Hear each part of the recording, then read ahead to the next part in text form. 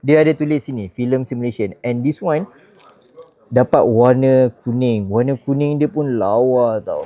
Guys, ada satu lagi kamera macam filem, kecil, comel, blind box, and boleh jadi keychain.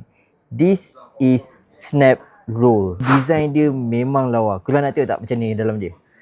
This one. Screen dia besar guys, and kita boleh guna jadi keychain.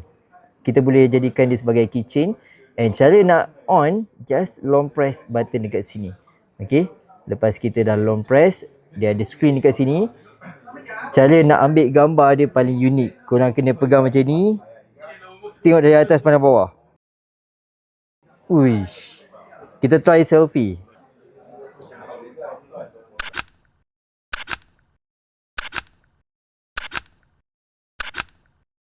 Siap ada filter tau. Kalau korang luck, boleh dapat secret design. Korang nak gantung dekat bag, nak buat jadi keychain. So kalau korang nak, boleh terus tekan dekat bag kuning kat bawah.